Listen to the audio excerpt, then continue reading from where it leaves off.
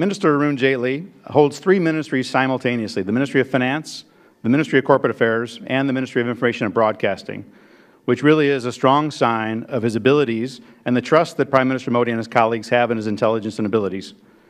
He already has made a strong mark on the Finance Ministry since taking it over less than a year ago, ushering in key fiscal reforms such as devolving more spending, which got a lot of attention today in the program so far, to the states, lifting FDI caps in key sectors such as insurance, and maybe on the verge of a major domestic tax overhaul, the goods and services tax, which has also been the subject of much discussion today at the proceedings. A lawyer by training, Minister Jaitley rose to become a senior advocate before the Supreme Court of India, but drawn to politics, he became a national executive for the BJP back in 1991. During the last NDA government from 1998 to 2004, he held a series of important portfolios in that government as well, including the Ministry of Law and the Ministry of Commerce and Industry. And even while his party was in opposition in the last 10 years, his party gave him important leadership positions, including as leader of opposition in the Rajya Sabha. So we warmly welcome to Finance Minister Arun Jaitley to the stage here at CSIS for his first remarks in the United States and taking over this role. Minister Jaitley, the floor is yours, sir.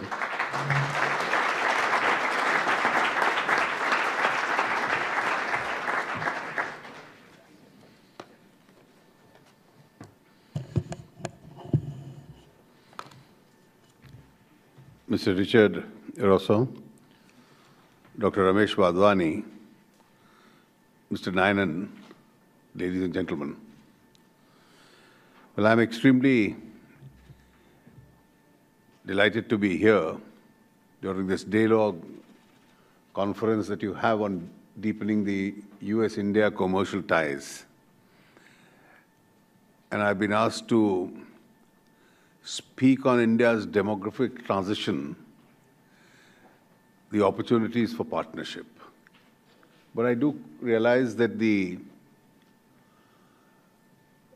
width of the subject really would go much beyond the normal parameters of a subject like demography. Well, India's working population, and if I take the lower base of the working population, literally increases by millions every year. One estimate is that the population between 15 and 59 years was 58% of our population in 2001. And in 2021, it is expected to be about 64% of our population. So that broadly indicates that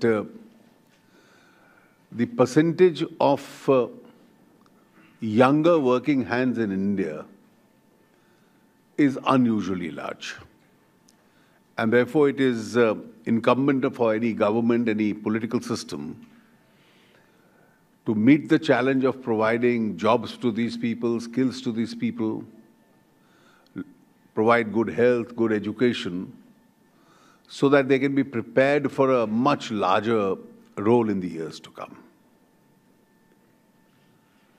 How do we foresee over the next few years coping up with this challenge?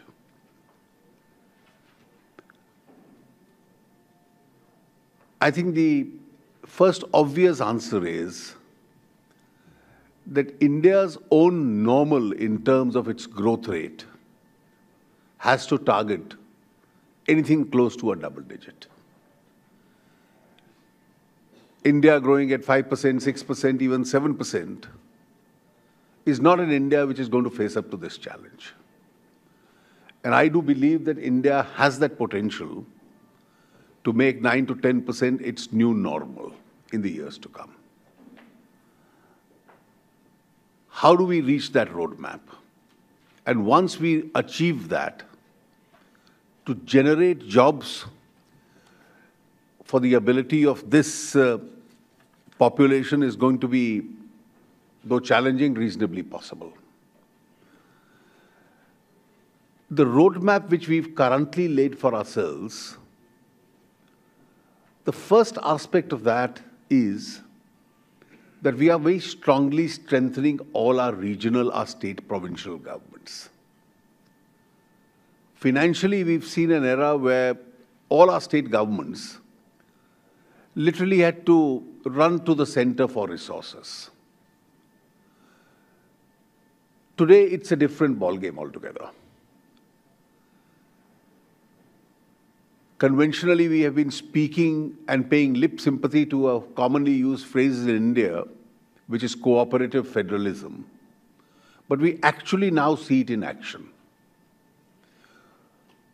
In the new partnership between the center and the states, the revenue of the states has been hugely increased so that they can invest a lot more both in social infrastructure and physical infrastructure.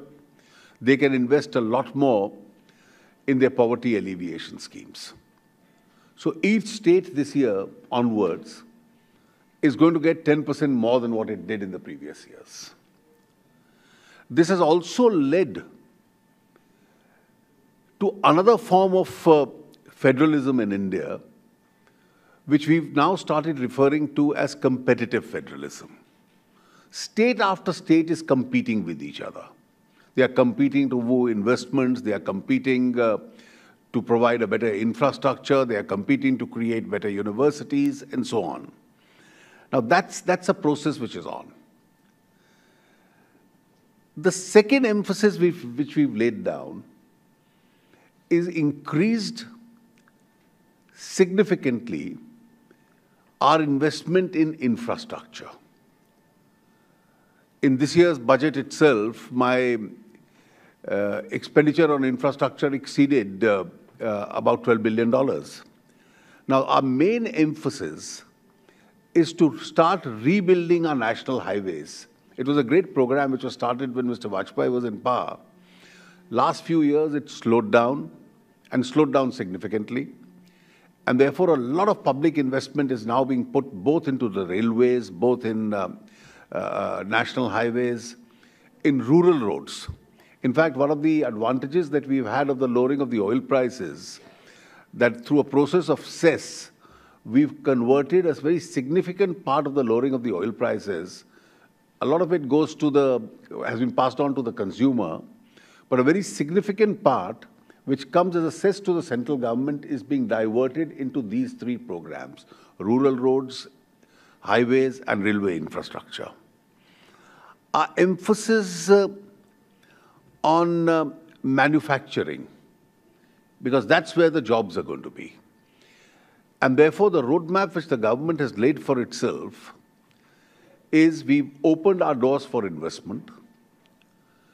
Some of the sectors which had conventionally not been opened up have been opened up, and by and large, it's been a welcome move in India.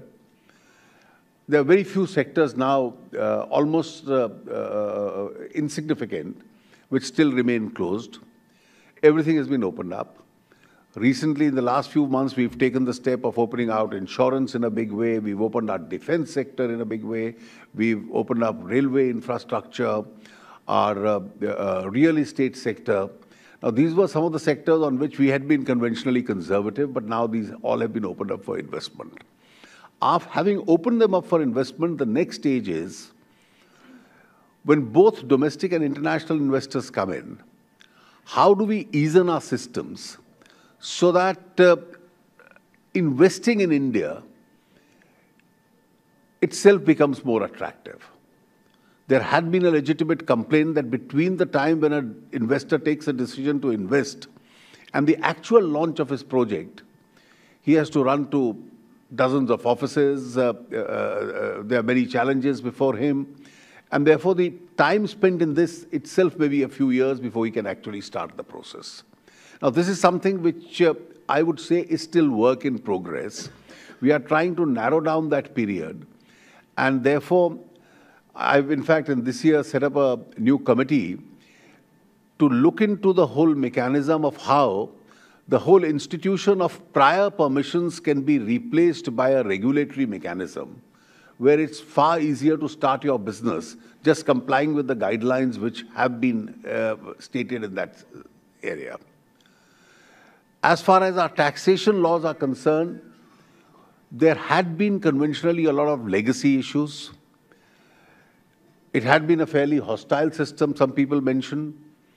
In the last few months, I'll be speaking on it separately at a function tomorrow, so I'm not elaborating at this moment in detail as to the steps which we are taken to smoothen up the entire taxation system itself. There are sectors which we've opened up in a big way. Our mining sector, our coal sector, and the auctions which we've held in these areas have been a huge success. The entire possibility of anybody calling a decision of the government questionable itself has been completely eliminated. And hence, once these sectors and the manufacturing activity which results from these sectors, coupled with our emphasis on infrastructure, all this over the next few years, we start seeing the result of all this activity in infrastructure and manufacturing. I have not the least doubt that from where we consider today around 8% growth, which we hope we are going to achieve this year, the ability to march forward towards that double-digit growth over the next few years is going to be reasonably possible. One of our very big challenges has been, and that's still a contentious issue, has been the land law in India, particularly the one which was legislated in 2013. I have no hesitation in saying that the land law, if it remains in the present shape, is a hurdle to employment creation.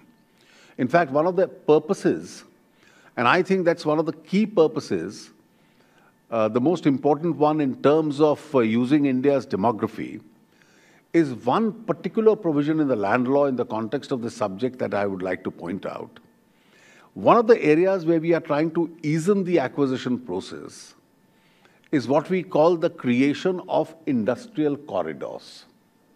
Now, unlike an industrial park or an industrial hub, an industrial corridor is a narrow corridor which runs along a national highway, which runs along a railway track, where you have industries on both sides of the road. Now, this is capable of providing employment to vast number of people in rural India. We currently have the Delhi-Mumbai corridor, which is being built. It's 1,200 kilometers. You have the Calcutta-Amritsar, same distance which is being built. So you'll have townships, smart cities, industries running across this whole corridor. 300 million people in India are landless. And when we talk in terms of using India's demography, the urban people are capable of finding a job for themselves. The landed peasantry is capable of finding work for itself. But it is those 300 million landless, which is almost close to a quarter of India's population, for whom industrialization of the areas where they are staying in, that's the rural areas, and it is these narrow corridors which are capable of providing a big opportunity in these particular areas.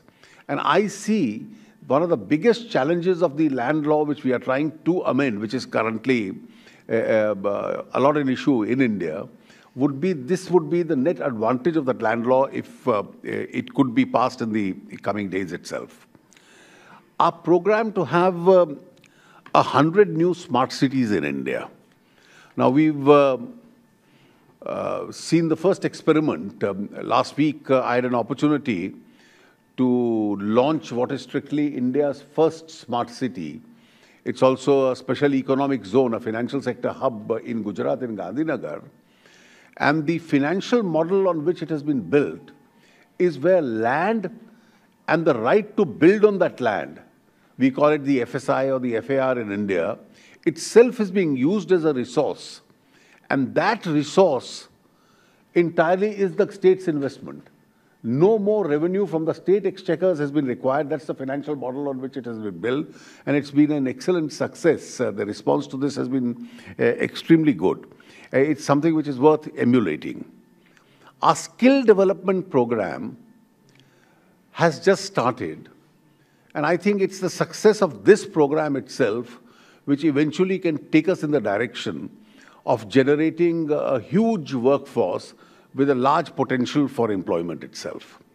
The weakest sections of society in India, we've started a huge social security program. We call it the Janadhan program, where every economically deprived person who had no access to a banking facility he's been linked to. Today, we are in the process of cash transfer to his accounts. supported by a social security program itself, which the government has launched in this current budget, which in the course of some questions, if there's an opportunity, I'll try to explain in detail. The Indo-US partnership, gradually it's reaching a new height. There's a huge amount of cooperation. And for each of these programs, we need a lot of investment, both domestic and international. And for each of these in the areas of skill development, in the areas of education, in the areas of infrastructure, in the areas of manufacturing, it is here if the investment starts coming in, I think the entire issue of providing skills and jobs to this great workforce in India would be reasonably possible. Thank you.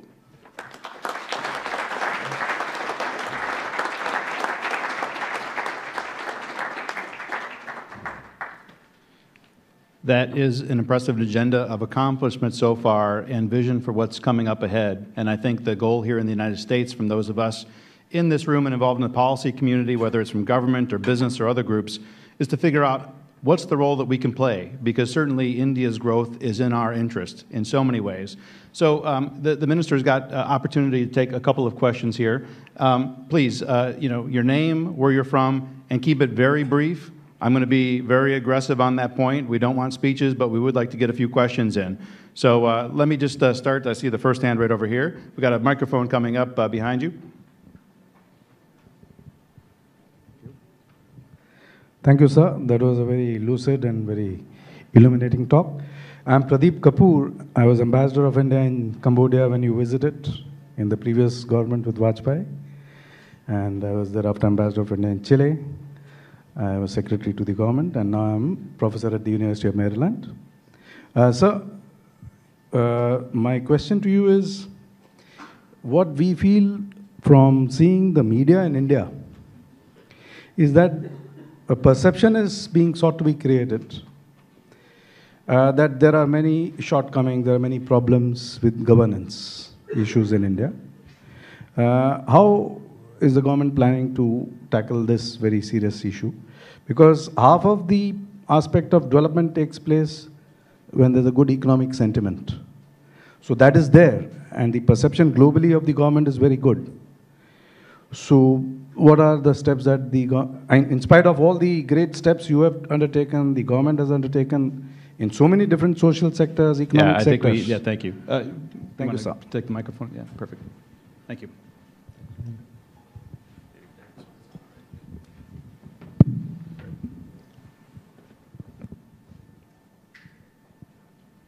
I think India is a country where you'll have a lot of things happening at the same time. And therefore, in a country of India's size, which is almost a continent with a very large population, you can have even trends indicated which are not encouraging. You may hear some discordant voice somewhere. But that's not mainstream India today.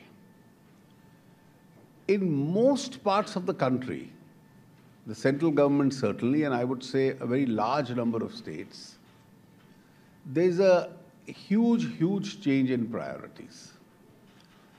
And I think there's a growing feeling that the current both domestic and international situation is conducive for India's growth. For instance, if you asked an average Indian commentator to comment on how India is doing today, the fact that we are this year, the year which has just concluded, our year ends on the 31st of March, and we are likely to grow by 7.5% in that range. So if you ask an average Indian commentator, he won't tell you that it's a great thing that has happened. The feeling still is, this is not our real potential. There are still many things which we can do, as I just indicated. And when the net impact of an improved manufacturing sector, net impact of larger investments in infrastructure, better social infrastructure, unleashing our entire potential through mineral-based industries, something which we are trying to unleash now. Once all this is realized, One of the important steps which I intend to conclude in the coming weeks itself, in the next 3 weeks when the Parliament session is on, is the goods and services tax.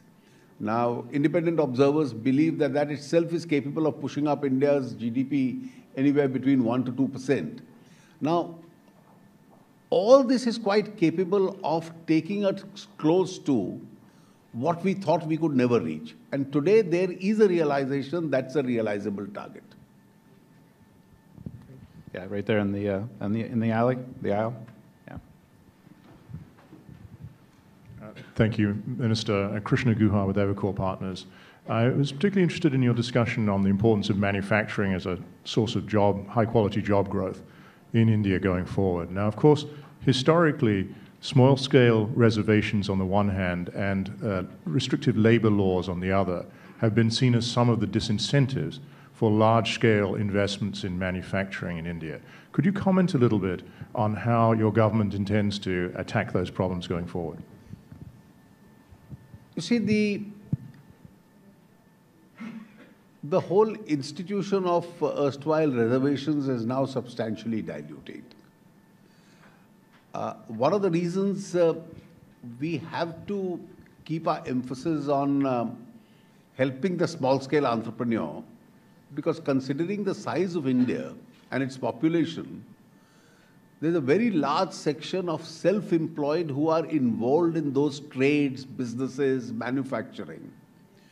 A recent census showed that it's almost 5.77 crores, which means if you translate it into number of families, it will almost mean 20% of Indian families are involved in this self-employed business, which has no sources of external funding, etc. We've launched one of the schemes a few days ago, which I had announced in the budget, called the Mudra Bank, where we are trying to fund this unfunded section. And therefore, this is a workforce which has to be involved. Now, unless I can have structured medium and large-scale manufacturing which involves each one of these, there is no way I can have any policy, or the government can have any policy which hurts this interest, which is self-employed. Now, having said this, amongst various reforms, labor laws will remain a challenge. Now, a particular formulation has come about where I mentioned in the opening comments with regard to competitive federalism. Now, in some of the more progressive state governments have started, we've made some amendments. I won't say they're very significant, but some state governments have started asking for some very significant amendments. Now, earlier the central governments used to say no because it requires concurrence of the center because it's otherwise clashing with the central law. Now, we've as a policy decided that every state government which asks for an amendment to its labor laws to by and large agree to that request. Now, we've agreed to those requests. So a new formulation in that is being worked out. Now, the effect of this is going to be you'll probably have sets of states which have more progressive labor regimes. And therefore, as a part of cooperative federalism, those who don't reform will have to compete with them. Great. I think we have time for one more. So allow me to, I think back over on the side there. Gentlemen, yeah, right on the other side of the row there.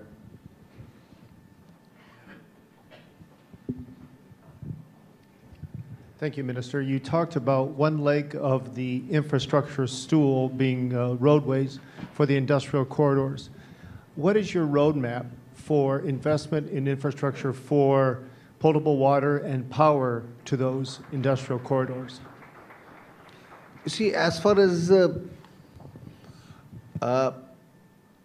power is concerned, last few months we've made important strides. We made strides both in renewable energy, because our renewable energy program, being a cleaner energy, is a very large one. And therefore, we've set a very important roadmap for that. As far as other conventional energy is concerned, the non-renewable, which is coal-based, it has its own pitfalls, but currently there is no solution out of it because a large amount of India's potential was based on the coal-based power itself. Now, availability of coal was a problem because that had been stalemated in India on account of the process of allocations. Now, that's something which has been resolved. And therefore, power availability over the next few years is going to hugely increase. Water is still a challenge. Water is a challenge more particularly even for agriculture. And in fact, one of the areas where we could grow besides industry is also agriculture. Because states which have done well in terms of the irrigation programs, which have domestically balanced it with ecological considerations, have transported water from one part of the state to another, connected different rivers, etc., are states which have done exceedingly well. For instance, one of the states in the central India, I visited that state last week, and I was pleasantly surprised. Its agricultural growth has gone up, Madhya Pradesh, to 18 to 20% because of transportation of water from one part of the state to another. Now, it is these kind of creative schemes which are being worked in several parts. If I have more resources at the center, which I think with increased growth rates, my revenues are going to go up, one of the areas on which in the next 1 or 2 years I intend to make a concentrated investment in is this whole business of transportation of water, which is going to help irrigation and perhaps will also eventually help other areas where water would be required. Finance Minister Jaitley, on behalf of the Wadhwani Foundation, CSIS, and our friends at Anant Foundation, want to say thank you for coming here. I think everyone is impressed by the progress we've made in the last 10 months since the new government came to power. Earlier this morning, I made some remarks to the audience here about how impressed I was when I met Prime Minister Modi in September when he was in New York. And two of the topics we talked about, one was the fact, back to the issue of the demographic dividend, India needs to create something in excess of 25 million new jobs over the next 5 years. And the practical reality is that in the previous 5 to 7 years, we only created 2.7 million net new jobs, though there were huge shifts in the unorganized sector between agriculture and construction. Now, since there are many different ways in which one can create new jobs, certainly one of them is the kind of cooperation with the US that we have been talking about today. And I think there's an opportunity here to double the FDI from the US to India. Total FDI to India is $30 to $35 billion a year right now. Perhaps we can set a goal of 75 billion for 5 years from now and come up with specific industry by industry initiatives to drive that doubling of FDI, because that will go a very long way towards supporting Make in India, supporting smart cities, supporting job creation in India.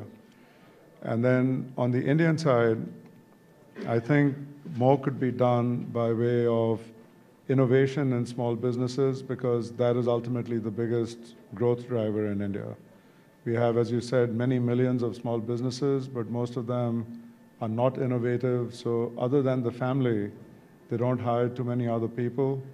To fill 25 million jobs, we need hundreds of thousands of new entrepreneurs. We need 1 million or 2 million businesses adding 5 or 10 employees each.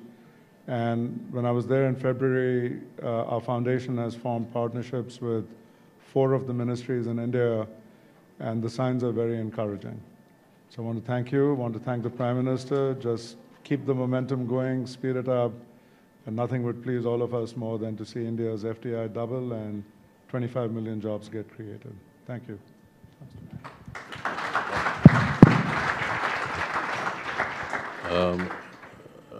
In closing, I'd like to first thank the Finance Minister for being here with us today, despite his very busy schedule in Washington. You've heard what he has to say, and it's clear the government has a clear agenda.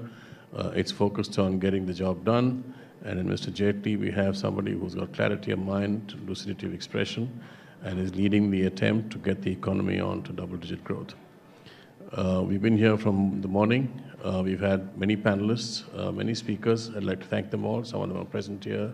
Mr. Panda, the Finance Secretary, was here, and several speakers from the corporate sector and knowledge partners.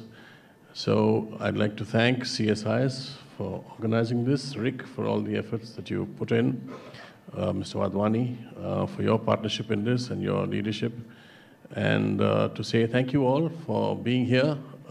It's been a rich day, and I'm sure we all have takeaway thoughts that will stay with us. Thank you very much. Thank you.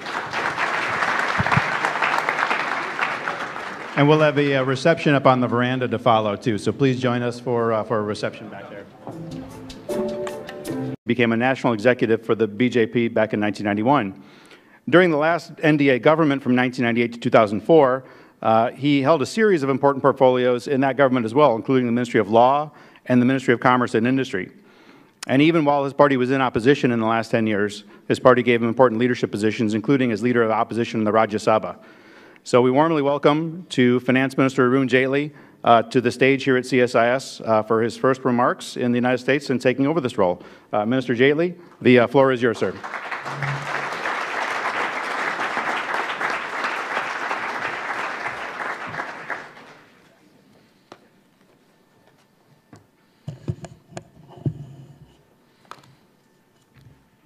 Mr. Richard Rosso, Dr. Ramesh Wadhwani, provide good health, good education, so that they can be prepared for a much larger role in the years to come. How do we foresee over the next few years coping up with this challenge?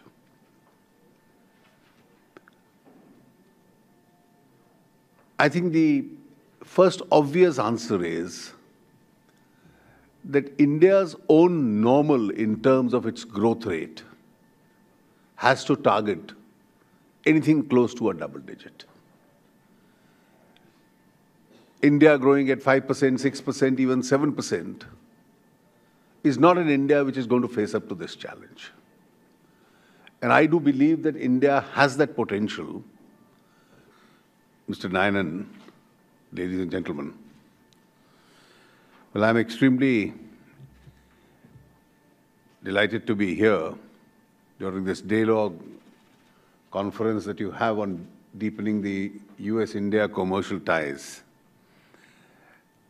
And I've been asked to speak on India's demographic transition, the opportunities for partnership.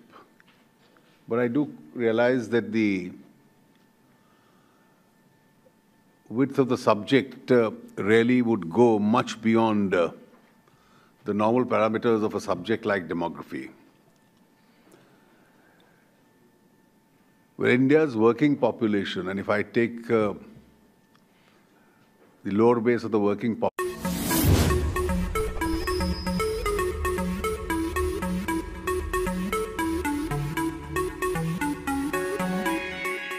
Minister Arun Jaitley holds three ministries simultaneously: the Ministry of Finance, the Ministry of Corporate Affairs, and the Ministry of Information and Broadcasting, which really is a strong sign of his abilities and the trust that Prime Minister Modi and his colleagues have in his intelligence and abilities.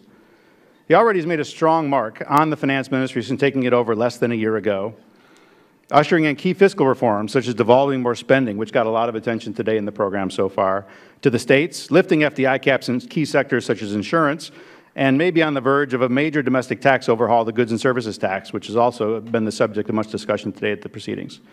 A lawyer by training, Minister Jaitley rose to become a senior advocate before the Supreme Court of India, but drawn to politics, population literally increases by millions every year. One estimate is that the population between 15 and 59 years was 58% of our population in 2001. And in 2021, it is expected to be about 64% of our population. So that broadly indicates that the percentage of younger working hands in India is unusually large. And therefore, it is incumbent for any government, any political system, to meet the challenge of providing jobs to these people, skills to these people,